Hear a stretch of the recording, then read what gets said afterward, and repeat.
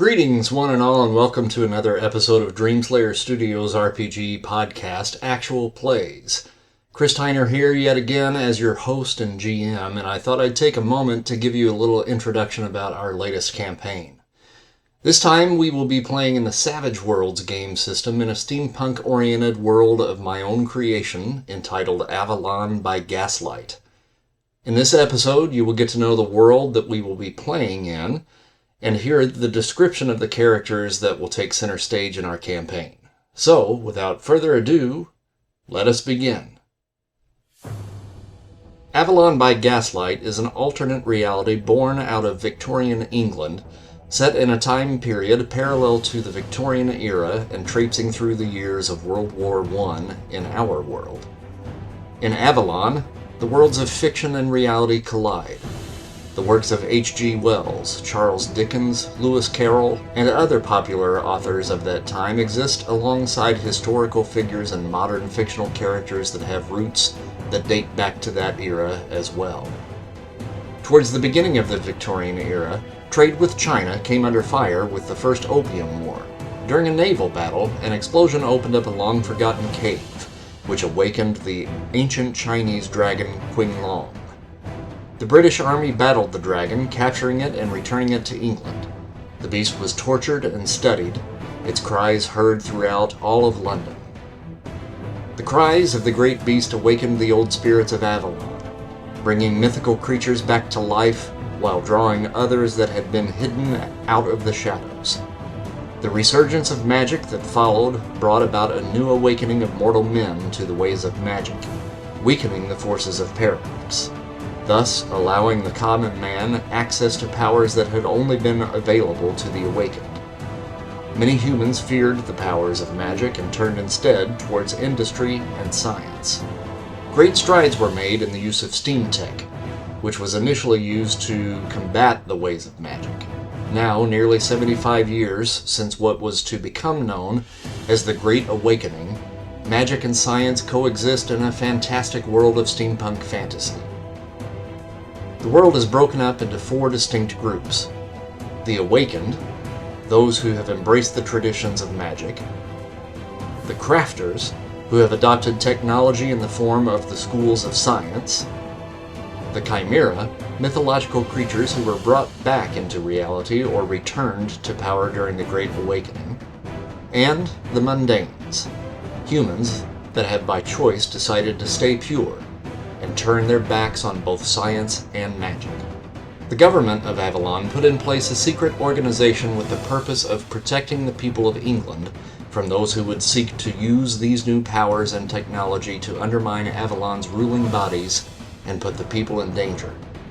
The Knights of Victoria arose as mercenaries, detectives, scholars, and scientists to stand for the rights of the people. After months of training, our players are about to be inducted into Her Majesty's Secret Service, the Knights of Victoria. And now that you have a little background on Avalon by Gaslight, let's take a listen in on the last few stages of our character creation. Hope you all enjoy. Got it. So Kurt, why don't you tell us a little bit about yourself? I'd be happy to. Why don't we just start by sharing my screen? Okay. All right. So my name is Henry Huntington Hart, Sir Henry Huntington Hart. Oops, didn't want to do that. I want to go present. You can all see that, right? So I live in an old church. I've never been married, and I've been a part of many expeditions since I was 20 years old. I took my first expedition when I was about 19, 20 years old to the Antarctic on a famous, it went around the world. And we were actually trapped in the ice in the HMS Investigator. We were trapped in the ice for 3 years down there. We had to eventually abandon the ship. You can read all about it. It's pretty historic. It was the McClure Arctic Expedition of 1850 was my first. And then I went on many more. In one expedition, one of my fellow sailors fell over the side of the ship, and I dove in to save him, and a shark got my leg. and that's why I don't walk so well, and I walk with a cane. The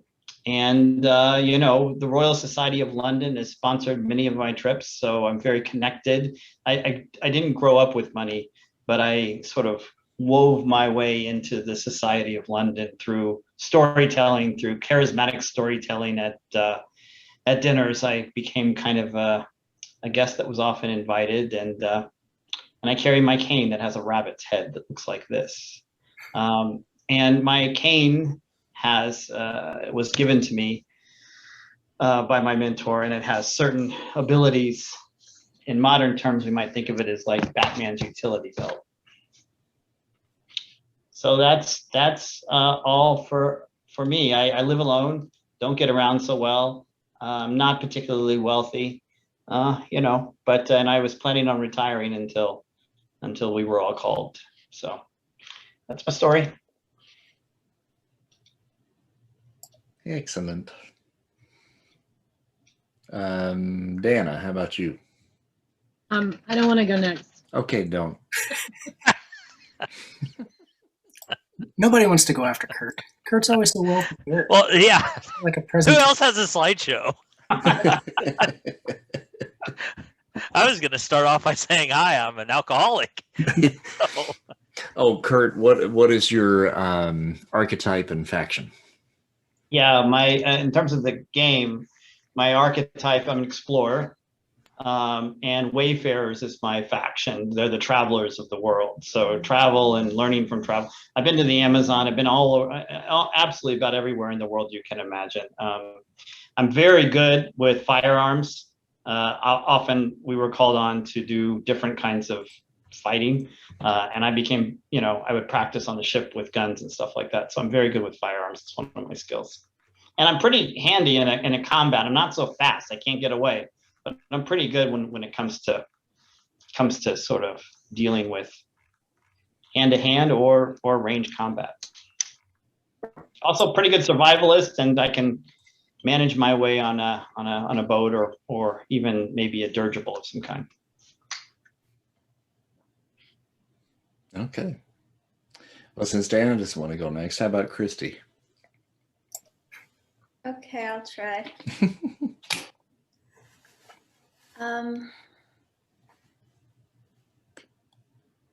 So this is my character. This is Charlie Idris Chapelwick. And I was sent away by my parents at a young age to stay at the monastery of the Church of England Templars, which is in North Africa. And while I was there, we were on a nature hike up on a mountainous trail, and I slipped off, and they didn't see that this happened. And I fell silently and then was knocked unconscious from the concussion and the pain when I hit the ground. And I was missing for some unknown amount of time. And when I came to, I was wrapped in this camel hair blanket at the gates of the monastery, and they were calling off the search because they'd found me. They unwrapped me and found that my arm was now fully clockwork. So I had shattered my arm on the way down or at the bottom, and that had been replaced while I was in and out of consciousness.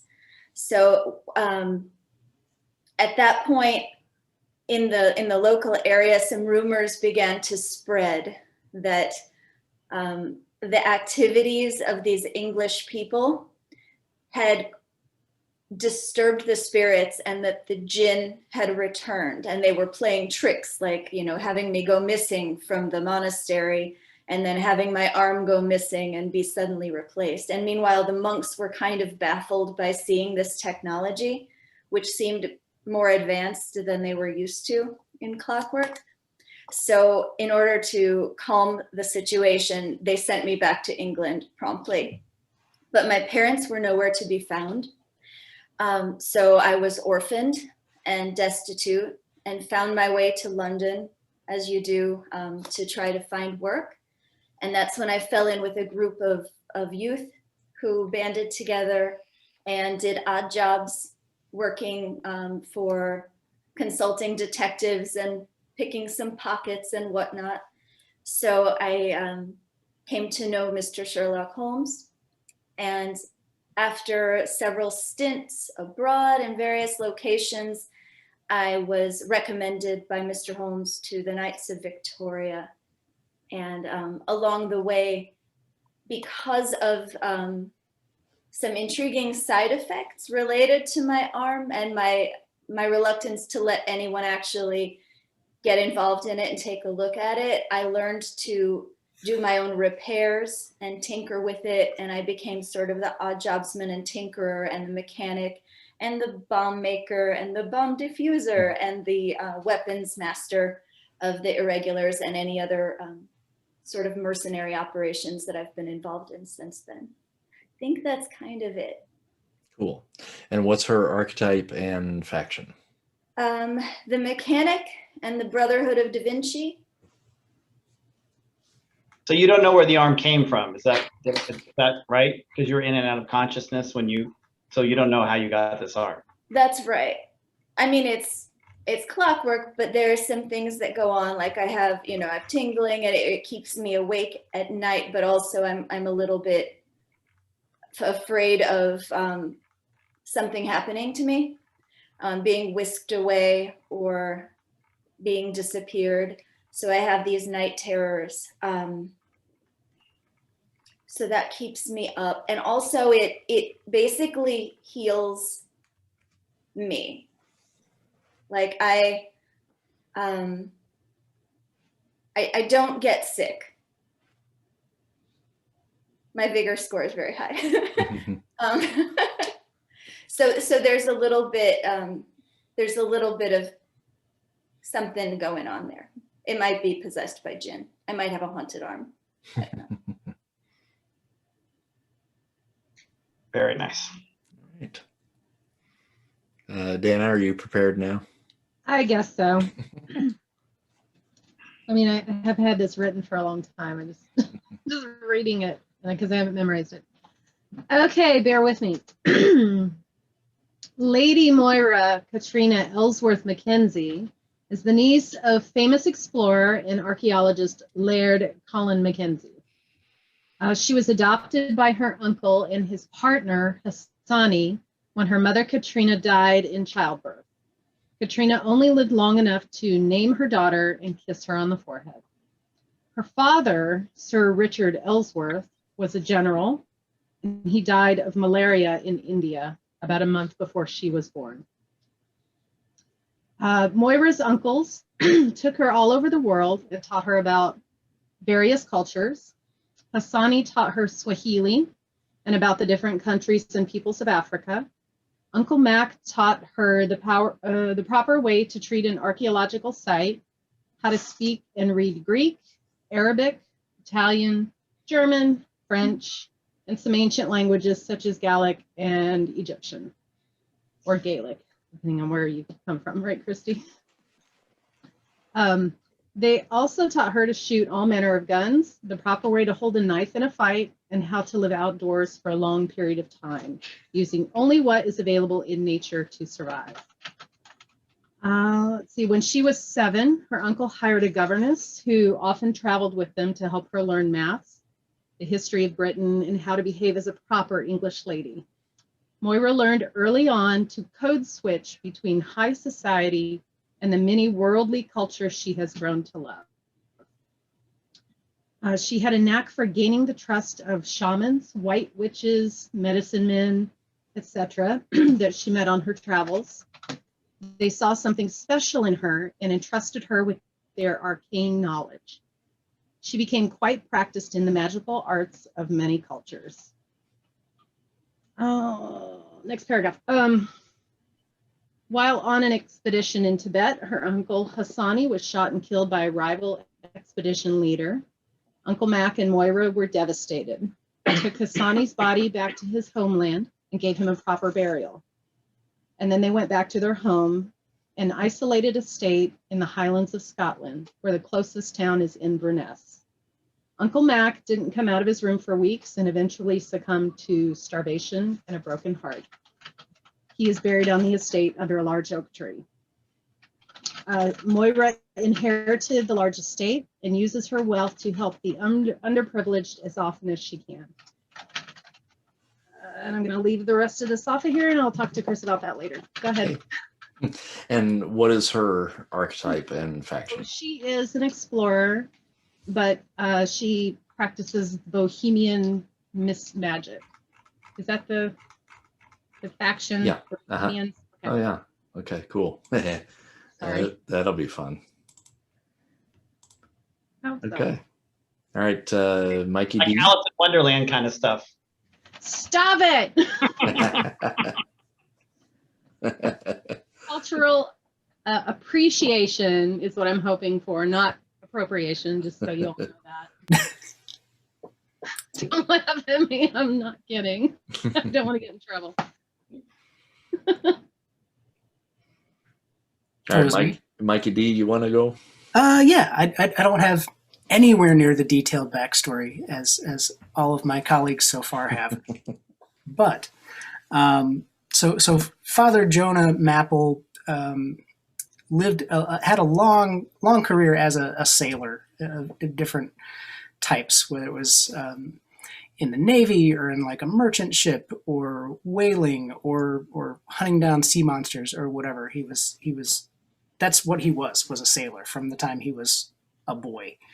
And because of his name, his first name, Jonah, he always sort of got accused of being bad luck. That's the term Jonah is what sailors would use for somebody who was bad luck, like a cursed person. You know, like if a guy came on ship and the weather was really bad, they was like, oh, it's obviously that guy's fault. And so they would like throw him overboard or threaten him or something until things got better.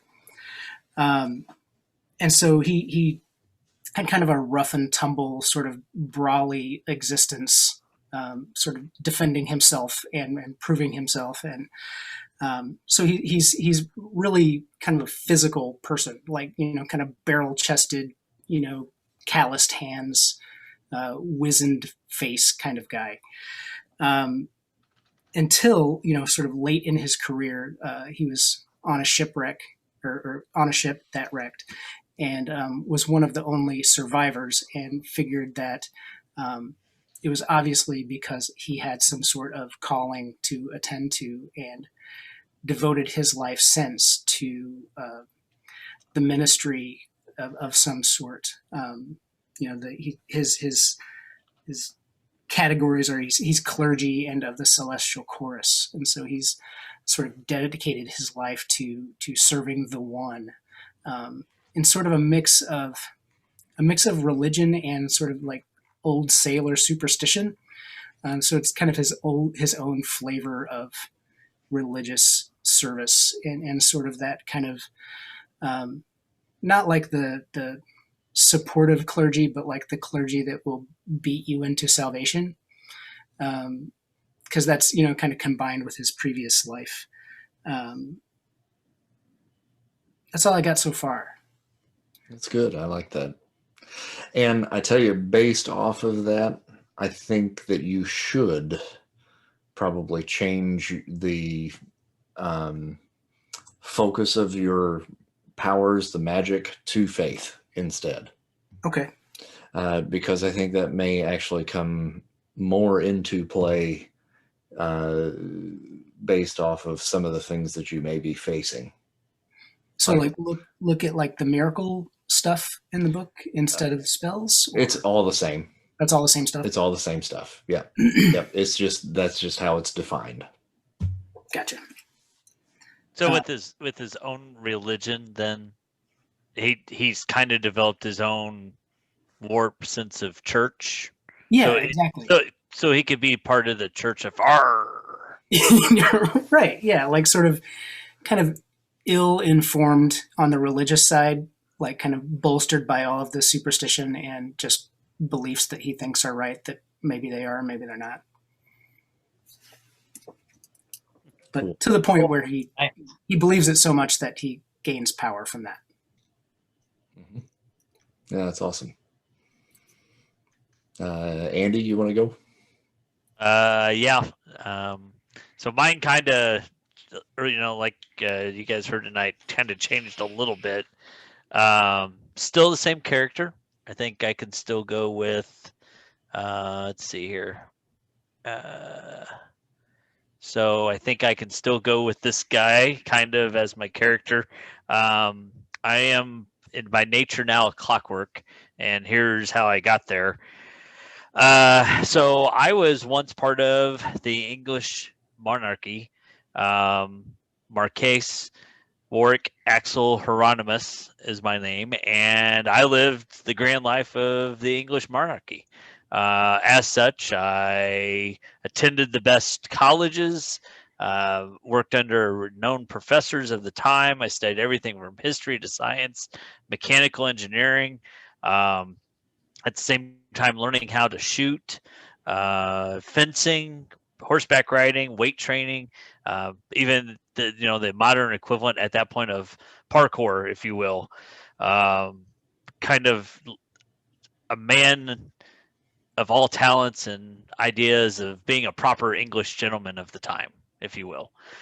After my education, I traveled through Europe, staying and being entertained by several royal houses across Europe.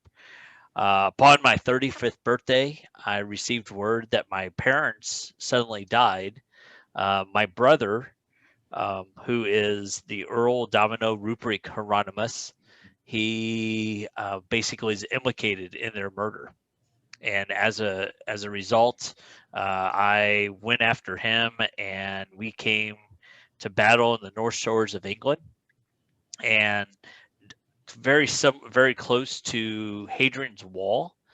And if you know about Hadrian's Wall, that was the divide between the Roman army and the Celtic army. And if you go back and look at Arthurian legend, a lot of people believe that Merlin was a Celtic wizard in that regard. And so he and I battled, and he fell over the cliff. And at the same time, while he fell, he took and mutilated half of my face. As a result, I ended up, in this case now, dying, and was taken in by some Prometheus nuns who nursed me back to health. But what they did was they used steam technology, and they transferred my soul through the use of a stone that they found in Hadrian's Wall into a clockworkman. So I am now a high British royal by birth, stuck in a clockworkman who is looked down upon in this society. So as a result, I was shunned by all English of my rank and title, and I made my way to the United States, or America, as we called it at that time.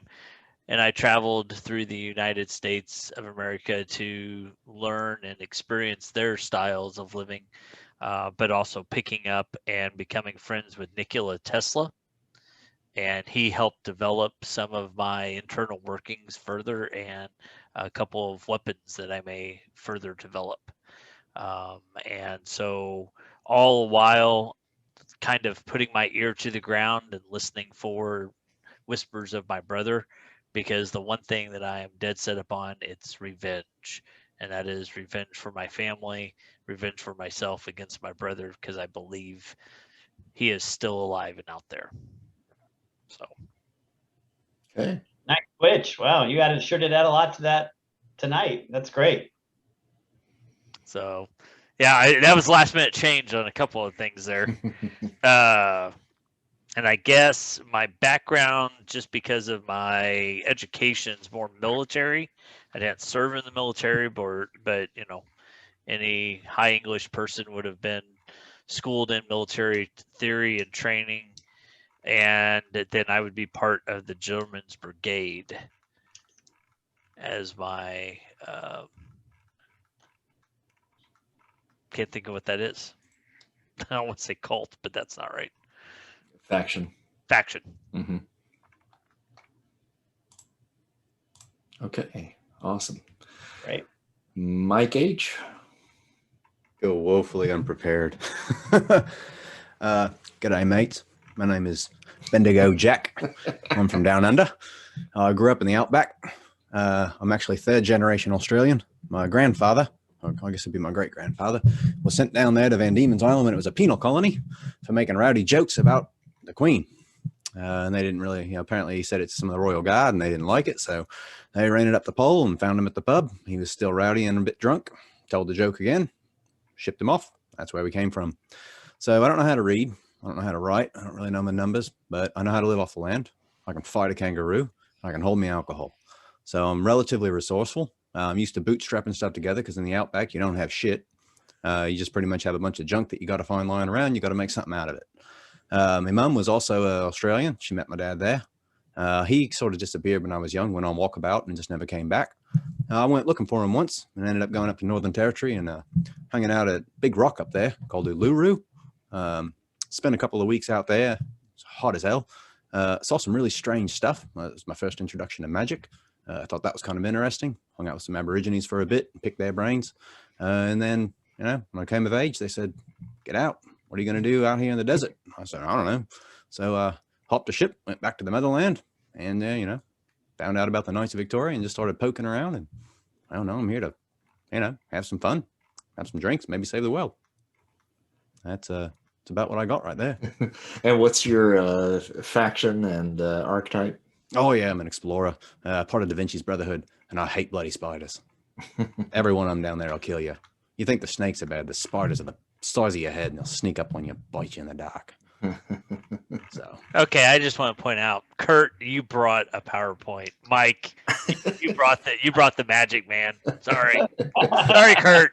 Yeah, still me really- too. yeah, well, it was a lot more homework than I was expecting. So, like I said, I don't read and write. So, and I'm ugly as sin too. You get punched in the face by a kangaroo a couple times, take a couple kicks to the gut, and then wrestle an emu to the ground. And well, you're not exactly looking for the Sheilas, but a little bit of charm in there somewhere, hopefully. And hopefully I can keep up with this accent for the entire time too, because it comes and goes, but I think by the end it might be back. It might be all right. She'll be all right, mate. Yeah, thank you. And we found our comic relief. I'll hope. Now, you said that your mom was Australian. Yep. Is it possible she might be native? She might have been. She never really told me a whole lot about her history. Her name was Jade, which is kind of a strange name for an Aussie. Usually they go with something simple like Sheila or Ashley or Courtney or something. But yeah, I really don't know. I grew up with my granddad, which is my dad's dad, and my mum. We were, living out in the bush. But I never met any of my extended family from her side. So, you know what? That might be something worth exploring. I think so. Yeah, that might bring another quality to your character a little bit. If she was a native Aborigine, it's, you could potentially be mixed race, which could bring, an element to that character there as well, especially being in England at this time. And it may bring a little bit of a mystical kind of background to him that, we might be able to explore a little bit there too. Yeah. Well, that would also explain why whenever they found me up there at Uluru, which is sort of like a holy site for them, they didn't kill me. Right. Instead, they invited me over to have some rabbit and chat. Yeah. Okay. All right. Well, that's cool. Yeah, I'm off to do a bit more research on that.